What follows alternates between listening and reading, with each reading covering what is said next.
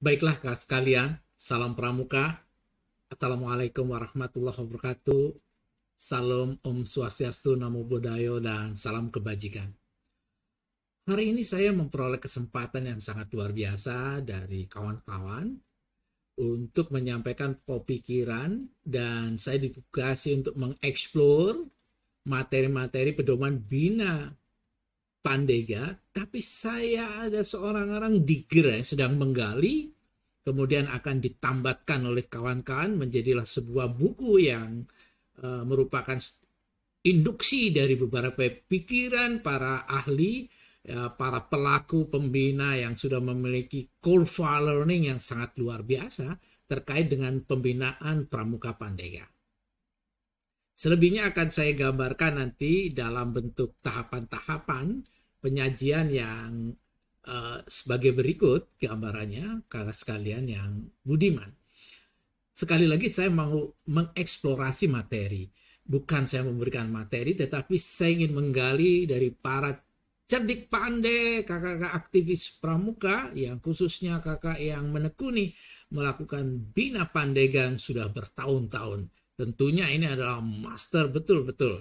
Dan inilah kakak sekalian yang budiman yang saya hormati, nanti yang akan saya sampaikan itu antara lain adalah dari eksplorasi. Ya, kali lagi dari eksplorasi nanti kita akan membuat sebuah pedoman, ya, pedoman untuk pembina, ya, pedoman untuk pembina. Dan perlu juga saya sampaikan kepada kakak sekalian, ya, kita itu sebetulnya kalau menurut dari Rovering to Success, di sini adalah buku pokok bahwa kita akan membawa manusia-manusia yang akan menuju ke labirinnya manusia dewasa yang penuh dengan aneka ragam tantangan dalam kehidupan. Banyak misteri kehidupan karena usia mempengaruhi kehidupannya. Nah, inilah dipentingkan sebuah pembina yang menjadi starlight, bintang pengarah, tetapi tidak terlalu ikut di dalam karena mereka akan jadi dirinya sendiri, ya, bukan menjadi diri orang lain. Hanya pembina ini di dalam khususnya kaitannya dengan Pandega ini cenderung dia mengambil jarak yang sangat signifikan dengan adik-adiknya sehingga kita berikan keleluasan. Kakak sekalian yang berbahagia, itu tadi Rovering to Success yang di-create oleh Lord Robert Baden-Powell. Kemudian kita berbicara Pandega. Pandega itu sebenarnya pramuka dewasa di labirin usianya. Akan tetapi sebetulnya dia adalah ya masih di dalam uh, bukan pramuka dewasa, ya, masih kita katakan belum, masih di labirin usia. Oleh karenanya nanti saya sarankan untuk melihat kembali video saya tentang usia pemuda jadi usia pemuda itu kaitannya dengan usia pramuka dewasa dan Pandega. Tentunya nanti akan kita lihat, saya sarankan saya akan berikan link di dalam kajian-kajian berikutnya, nanti akan lebih cermat lagi. Ternyata bahwa dia itu pramuka yang kita katakan masih di muda tetapi di labirin usia dewasa. Ini nanti akan jadi perdebatan yang istimewa dikala kita akan mengkaji kaitannya dengan pramuka Pandega. Nah, tampaknya membawa Pandega untuk mengarungi lautan tadi, kita dihadapkan ancaman, tantangan, hambatan, gangguan dari karang-karang yang ada. Oleh karenanya bagaimana pembina memiliki suatu aktivitas yang lumayan ekstra untuk memberikan pengarahan mereka, menyuntikkan jati diri mereka. Jadi lebih mentransformasi hati itu akan lebih mulia dikala mereka menuju usia dewasa. Jadi banyak dialog-dialog yang memberikan contoh kepada mereka. Dialog, sekali lagi dialog, bukan memberikan instruction. Kakak-kakak sekalian yang budiman, berbicara penegak, berbicara Pandega, dan berbicara pembina, ini khususnya untuk pembina Pandega. Ini ada sangkaan-sangkaan dari Ken Luther yang perlu kita angkat. Ken Luther pernah berbicara the next gap. Jadi ada generation gap ya, antara yang dibina dengan pembinanya. Bayangkan, pembinanya itu masuk kategori Bobby Boomer untuk usianya, sedangkan yang dilakukan adalah generasi Z. Bagaimana nanti kalau pembina itu pada usianya yang Bobby Boomers, kemudian generasinya Alpha, itu dikaitkan dengan sensasi teknologi. Wah, ini jadi luar biasa ini. Jadi akan ada gap, dan inilah yang harus diterangi nanti dalam membuat buku itu. Saya ingin mengeksplor pengalaman kakak sekalian. Kakak sekalian, ada potret problema di dalam pembinaan, yakni teknologi constraint. Bagaimana? Karena teknologi atau disebut kita berada di abundant era, di mana ada suatu era berkelimpahan data, berkelimpahan, menjadilah big data yang kemana-mana data. Suatu misal kita mencari aja scarf, itu kita buka di Google Search, itu kita nggak selesai-selesai, itu macam-macam scarf, kemudian pengertian, kemudian dimiliki oleh Pandu sejak kapan, kemudian ada pernah scarf dilarang digunakan, macam-macam. Itu di dalam searching di dunia maya itu nggak habis-habis. Nah, ini ada constraint, ada kendala antara yang dibina dengan pembinanya. Yang dibina sudah paham dalam teknologi, kemudian seorang pembinanya ini masalah teknologi masih gagap. Ini bisa terjadi oleh karenanya nanti di dalam potret problema pembinaan, jadi kaitannya panduan nanti, itu ada ruang resiprokal. Nah, di dalam buku ada ruang resiprokal. Orang resiprokal itu saling, jadi saling. Jadi ada nanti apa, share of value dari yang dibina. Jadi yang dibina ini memiliki kemampuan teknologi kepada pembinanya yang teknologinya masih minus. Ini ada semacam itu. Jadi ada saling mengerti. Jadi di dalam membuat panduan itu harus ada mutual understanding, saling paham. Ya. Kemudian ya ada mutual yang lain. Ini yang kita bangun nanti tentang mutual itu antara pembina dengan yang dibina. Karena ada potret problem teknologi constraint. Ya, jadi penguasaan teknologi. Sisi lain kakak-kakak yang budiman adalah constraint yang kaitannya dengan generasi. Yang satunya lahir di kolonial, yang satunya milenial. Wow, ini bagus sekali. Oleh karenanya kalau nanti ada pemanduan, sehingga ada batas-batas, ada labirin-labirin, ada border ini. Ini kita tidak boleh begini di pembina ini ya.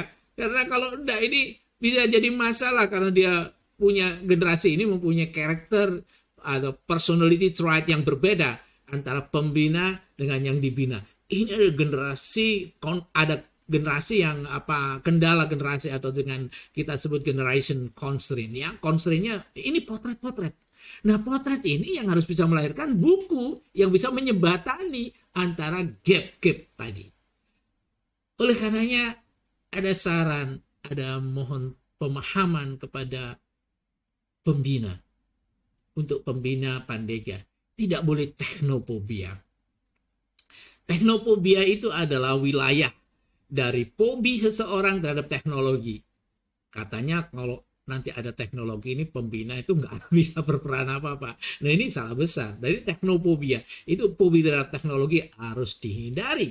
Tapi untuk para yang dibina itu tidak boleh teknofilia ya, mendewa-dewakan teknologi sehingga rasa santunnya hilang. Sehingga kalau kita kaitkan dengan problem dari revolusi industri 4 ya atau Industrial 4.0, jadi itu ada suatu kendala.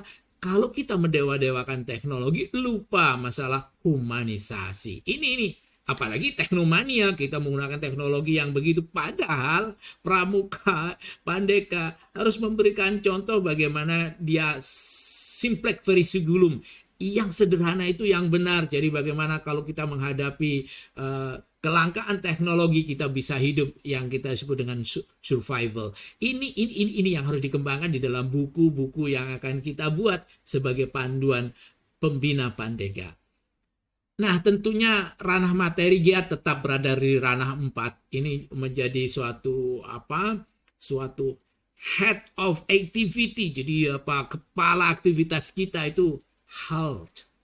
Hal termasuk healthy in ambition, ambisi yang sehat. Bukan hanya sehat jiwanya, tetapi ambisinya juga sehat. Ini health itu mengandung makna sisi lain mengenai fisik dan sisi lain adalah suatu aktivitas yang lebih menonjolkan pada kemampuan sosial yang disebut healthy ambition, ambisi yang sehat, happiness, uh, happy, bergembira, helpfulness, dan handicap. Itu tentunya bukan ranah yang saya harapkan dari sini, tetapi ini adalah pemanduan-pemanduan kita memberikan suatu arah bahwa kira-kira ini ranah 4 ini yang akan kita kupas di dalam uh, pembinaan untuk para pramuka Pandega. Lalu implementasi dasar karya gerakan pramuka juga jadi acuan prinsip pembinaan. Ada bina diri, bagaimana secara pribadi, secara personal, seorang pramuka Pandega itu begini. Tentu dia akan menjadikan sebagai model. Kemudian bina satuan, ini tanggung jawab mereka. Tidak boleh seorang Pandega hanya untuk dirinya sendiri, tetapi dia harus share kepada yang lain, salah satu bentuk dedikasinya. Kemudian bina masyarakat karena dia berada di lingkungan, harus ada kemampuan. Ini prinsip-prinsip yang diurai nanti di dalam pola pembinaan sebagai implementasi dasar karya gerakan pramuka. Sasaran pembinaan tentunya kita tetap bagaimana meningkatkan kualitas mereka melalui pilar sisosif untuk pemberdayaan masyarakat. Jadi mereka harus menjadi paham tentang sisosif. Nanti kita bahas tentunya saudara-saudara sekalian, kakak pembina yang budiman, ini sisosif ini, bagaimana mereka menjadi seorang yang memiliki ketokohan-ketokohan dengan visi dan sensasi yang ada di sisosif. Sehingga dia menjadi pramuka paripurna karena dia bisa melengkapi dari sisosif secara utuh ketika melakukan empowerment di masyarakat. Kakak sekalian, ini ada apa lagi? Hautagoji. Ada apa lagi? Hautagoji. Kalau kemarin kita lihat ada suatu perumusan, nanti kita ulang kembali bahwa untuk adult, jadi pramuka yang dikatakan sudah dilalakbirin dewasa, itu yang paling cocok bukan pedagogi, bukan saja andragogi, tapi sekarang akan lebih pada hautagogi. Karena orang dipersilahkan untuk memilih. Para Pandega sudah memilih. Itu banyak pilihan di dalam pelatihan, di dalam memberikan contoh-contoh moralitas. Ini dibangun.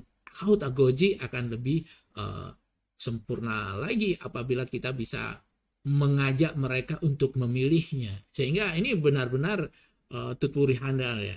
Ya nih, jadi Stewart Haas ini berpikir semacam itu.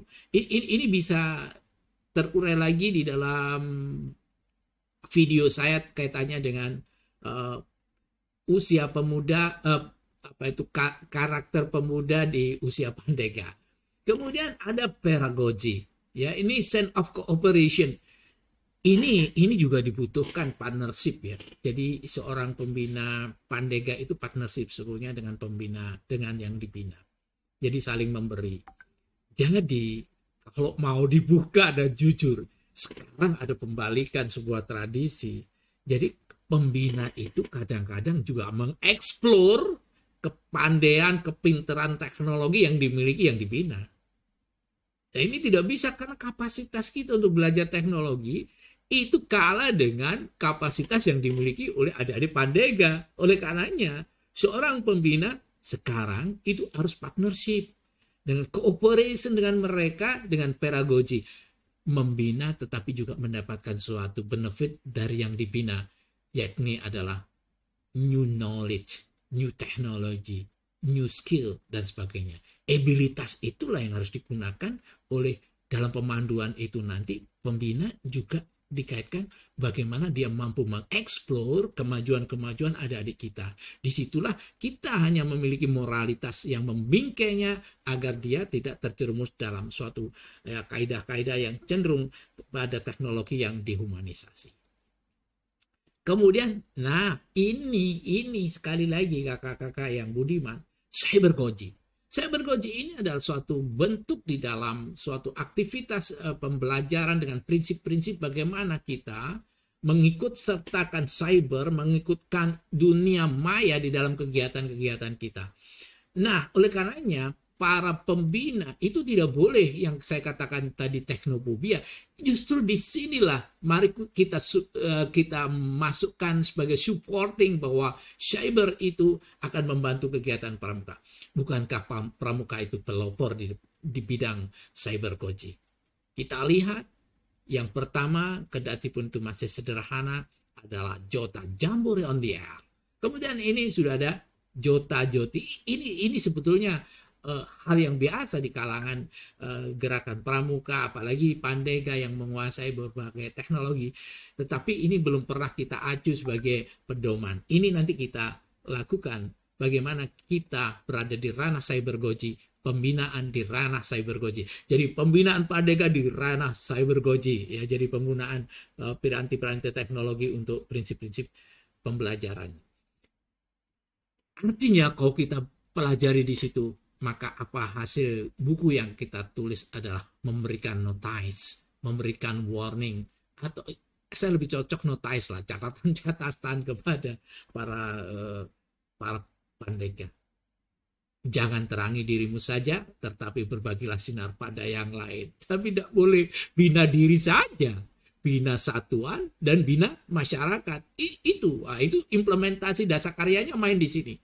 Nah, jadi ini nih yang akan kita lakukan, kakak pembinaku yang budiman, kakak yang luar biasa, yang setia untuk mengarahkan kepada adik-adiknya, mengarahkan tetapi tidak selalu bercampur tangan. Nah, ini kunci pembinaannya di sini. Jiwa, peran, fungsi, dan tugas pembina Pandega itu. Di sini. Bukan campur tangan, tapi ulur tangan. Berarti ada apa? Ada manifest mereka sebagai seorang dinamisator, fasilitator. Dan dia ya sebagai yang tor-tor tadi. Ini yang harus dikembangkan sebagai kunci pembinaan. Bahkan dia menjadi seorang konsultan yang paling bagus. Konsultan itu memberikan suatu arah, tetapi ya justifikasi terletak pada adik-adik Pandega. Tadi sudah saya katakan dinamisator, selalu men-encourage mereka, mengangkat mereka, memberikan pujian, terus memberikan semangat kepada mereka untuk mencapai suatu prestasi yang tiada batas. Kemudian menjadi fasilitator, memfasilitasi mereka dari segala macam apa yang kita bisa dan kita berikan. Nah, wahai Pandega, giatlah. Pembina Anya Tutburi, itu kuncinya. Buku panduan tadi adalah Anya Tutburi. Jadi apa? Ya kita hanya ulur tangan. Nah, karakter pemuda di usia Pandega pernah saya muat, saya sampaikan permintaan dari salah satu kuartir daerah di Jawa Timur yang saya berikan. Ini bisa kakak putar di YouTube saya. Tidak selalu subscribe, tetapi dilihat dan diberi masukan adalah suatu gambaran yang sangat luar biasa. Itu yang bisa saya explore untuk bersama-sama memberikan iur pikir kita untuk terciptanya buku panduan untuk bina Pandega. Demikian, terima kasih perhatiannya kakak sekalian, dan jangan lupa kita masih bisa ketemu lagi kapan-kapan kakak sekalian. Dan kakak sekalian yang berbahagia, begini ceritanya. Saya hanya memulai, tetapi selanjutnya terserah kakak-kakak sekalian. Akhirnya saya ucapkan Om Santi Santi, Assalamualaikum warahmatullahi wabarakatuh, dan salam pramuka.